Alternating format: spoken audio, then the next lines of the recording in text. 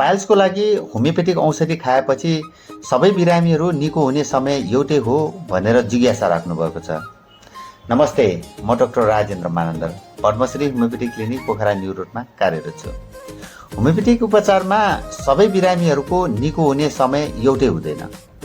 पाइल्सको समस्या हरेक व्यक्तिमा फरक हुन्छ। कसैको फर्स्ट डिग्रीको हुन्छ भने कसैको थर्ड वा फोर्थ डिग्रीको। कतिको रगत आउने पाइल्स हुन्छ भने कतिको नआउने। पाइल्स निको हुनुको लागि स्वयं व्यक्तिमा पनि भर पर्छ।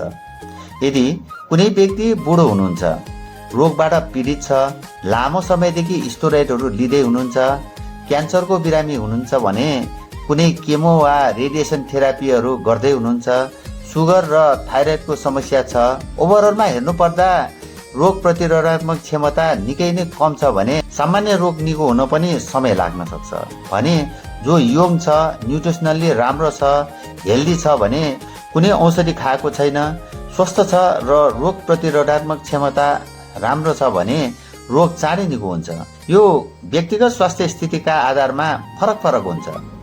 होमियोपेथीले शारीरिक र मानसिक स्थितिको गहिरो विश्लेषण गर्दै व्यक्तिको विशेष लक्षण र विकारको आधारमा उपचार गर्छ। सामान्यतया बिरामीको शारीरिक र मानसिक स्वास्थ्यको स्तर, उमेर, रोगको प्रकार, जीवनशैली र मानसिक अवस्था आदिले निको हुने समयलाई प्रभाव पार्छ। केही बिरामीहरूलाई तुरन्तै राहत मिल्न सक्छ भने कोहीलाई उपचारको प्रभाव देख्न समय लाग्न सक्छ। यो उपचारको गुणस्तर र बिरामीको शारीरिक अवस्था अनुसार फरक पर्न सक्छ।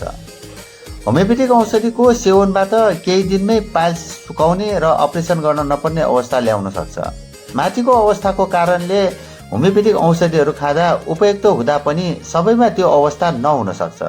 धन्यवाद।